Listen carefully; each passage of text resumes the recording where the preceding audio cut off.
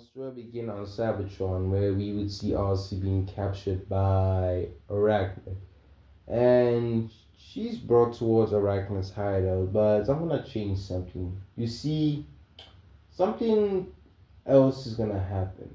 RC would be tortured, but not like the same way she was in canon, like where Arachnid just scratched her on the cheek. No, no, no, no. She's gonna do something worse. She's gonna basically use one of her legs to stab straight towards Arcee's stomach. And she starts ripping out her intestines, I would say parts along with circuitry and everything. And she makes sure not to kill her, but she makes sure it's painful. But we cut straight to basically tailgate, fighting the two Vehicons that Arachnid said. And he kills one of them, and the other one he tortures it. All of you are wondering, hey yo, what? Hey, listen, like I said in one of my videos, the Vehicons became Forza after like season one. So season two and three, these guys became so easy, even a human can kill them. And yeah, so why can't Toga kill them? Simple plot. So yeah, he kills one of them. The other one he tortures it to find information for me to understand what the hell RC is. He finds out that Arachnid captured her, and he's pissed off because he knows one thing: Arachnid isn't a psychopath. She's just you can't describe it. She's just insane on another level. Worse than even a psychopath, mind you. So he kills the vehicle and proceeds to drive off towards the location where RC is. But he sees an Autobot busy dancing while shooting and basically beating up a few vehicles. And he quickly rushes in and helps out the Autobot and kills them alongside with the other Autobots. Now the Autobot's like, I didn't really need that, bro. But then Tailgate says his name, Jazz. I need your help. RC might be in danger. I need you to come with me quickly. Jazz, hearing this, is like, I got you, fam. Let's do this. As both him and Tailgate rush straight towards the location where RC is. And they arrive and blow up the door, basically. And they see RC in the most horrible situation. Her intestines, her circuitries all on the floor. Energy on leaking from her stomach. And she opens one of her eyes and looks up and says Tailgate's name. Tailgate looks at her horrified. Jazz looking at her like, my gosh. Jazz wanting to rip his eyes out right now, realizing now what he sees is just horrifying. You know when someone like rips out another person's guts and other parts in the stomachs, yeah, and they're all on the floor, and the person is still alive? Yeah, that's basically the scene they're looking at. And Tailgate looks straight at Arachnid and says, I'm going to kill you, as he rushes straight towards her and starts attacking. And Arachnid starts fighting back, but she's getting overwhelmed. As Tailgate in My What If is gonna scale straight towards Cliff Jumper, basically. So him and Cliff Jumper are on the same level.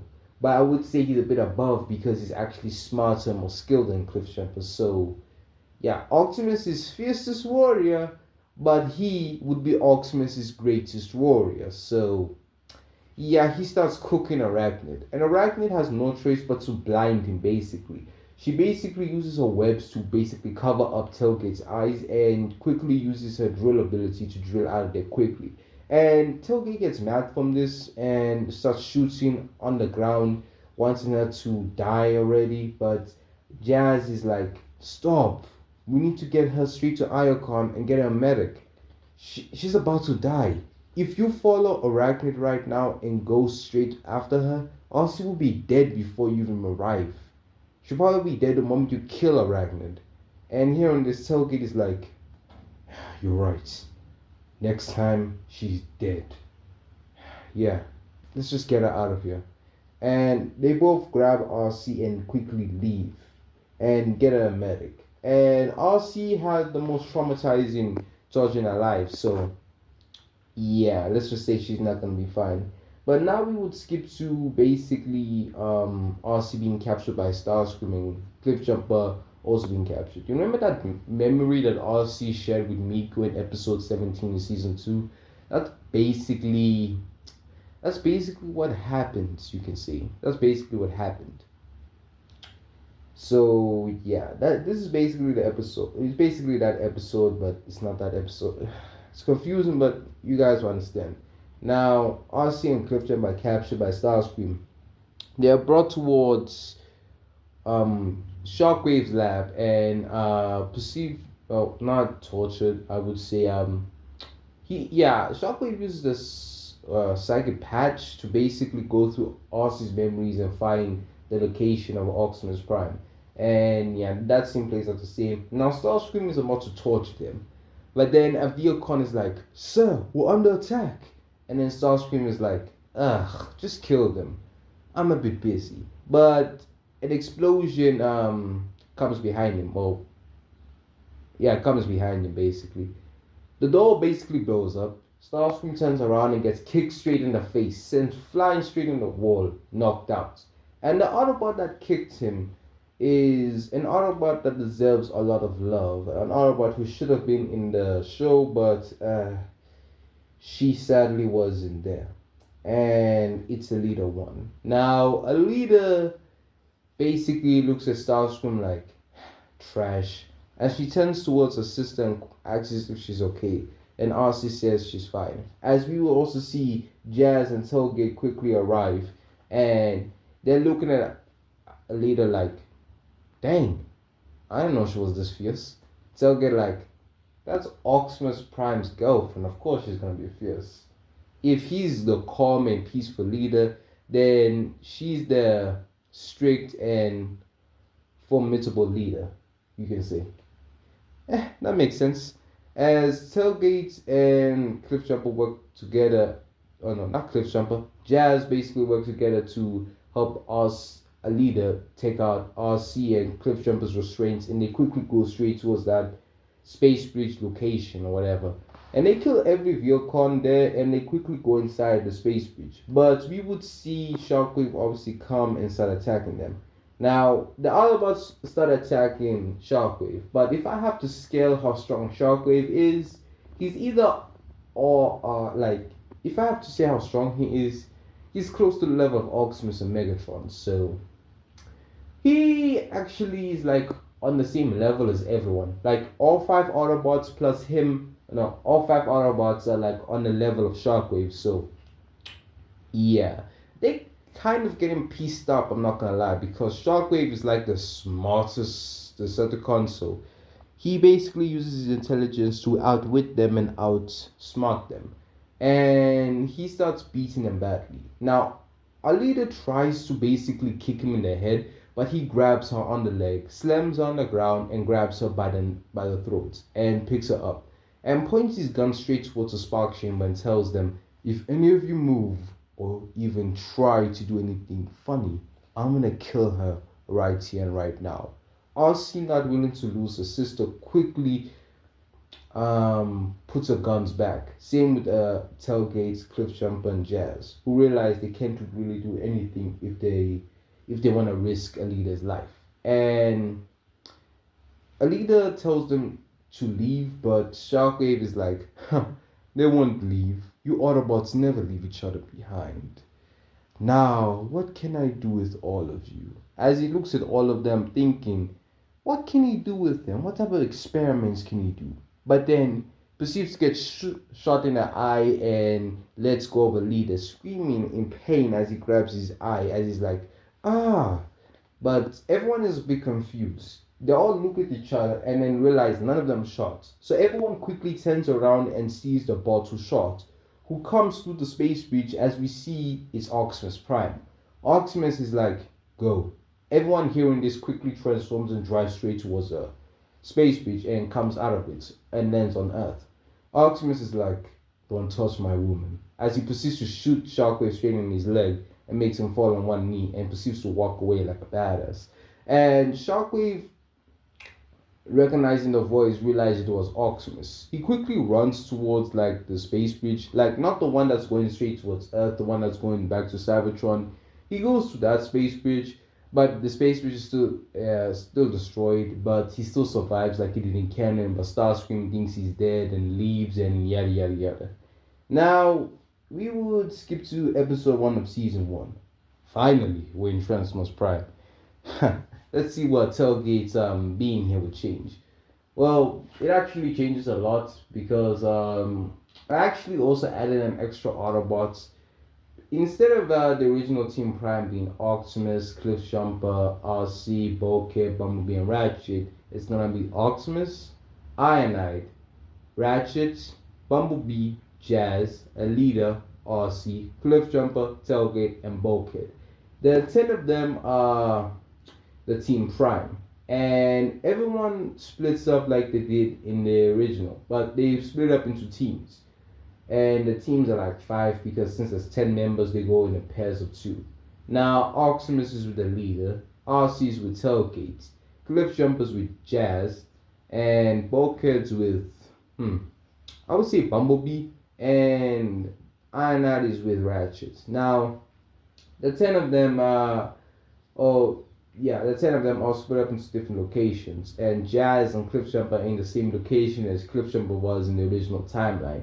And they still get ambushed by Starscream and his troops and get attacked. But when Starscream sends Viacons, instead of sending 6, he sends 12. But all of them get killed quickly. Thanks to basically Cliffjumper's firepower and Jazz's sound abilities, they quickly kill them. But Starscream, being petty as always, proceeds to basically destroy their Energon ditch. But Jazz uses his sound abilities to basically disrupt the frequency of the blast. So he kind of dispersed the blast, but I would say Starscream still shoots another one and another one and another one.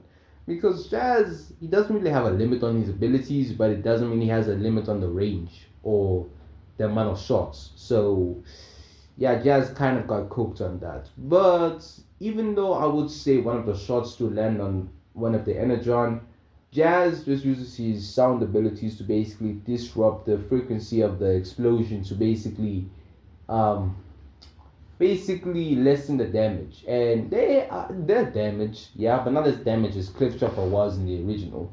They can fight, they can move, they can do a lot of things. If I have to guess their injuries, it's like it's like you getting stabbed like 3 times in the chest. That's how bad. That's how damaged they are. They're not really leaking that much energy on. They're chilling. They're chilling. Now Starscream is ready to shoot another one, but he sees a ground bridge opening and realizing the other Autobots are coming in, he proceeds to leave, realizing he can't really fight all 10 of them. 2, sure. 8, yeah, he's gonna lose quickly. Optimus and the others quickly come in and grab Jazz and Cliffjumper and take them back to base. And Tailgate, Ratchet, and Alita 1 are working on them. As I would say, Alita 1 along with Tailgate are also scientists and are also medics like Ratchet. They're not on the level of Ratchet, but they're close. Why? The Autobots need. I mean, the Decepticons have engineers, they got medics, they got more things than the Autobots. So the Autobots, I'm giving them some things because they need it. Because we have never seen these guys win a lot, and they barely have medics, and it's crazy because it makes sense if they have more medics. It makes more sense. So yeah, and the 3 medics basically working on them, they're being fixed up quick, and I would say no one really goes out as RC like RC in the original timeline left because Cliffjumper died. Yes, her and Cliffjumper are like close but not really partners. As a partner is Tailgate, as he never died. And I would say Bumblebee's still Cliffjumper's brother, but he's less angry. Like in my what if Cliffjumper survived because him and his brother have a close bond. Yeah, he's pissed, he's injured, but he's not as mad to like leave and calm down or something. He's chilling now. So we don't really have any humans, but hey, screw the humans. We don't have Miko. So Hey, good times, good times, good times. But yeah, now we will skip to episode two. Well, before I skip to episode two, Megatron will still arrive with Dark Energon. So yeah, now we skip to episode two. Megatron shows it to Starscream. Starscream tells him to use a dead Viocon instead of using him, and yada yada yada. We have that, and the Autobots will still go straight towards that cave area. Why? I explained it in What If Cliffjumper Survived. In What If Cliffjumper Survived. My bad, by the way. Dark Energon had a energy frequency, basically. Like, it had a massive energy wave, you can say. It had so much energy that Ratchet had to detect it.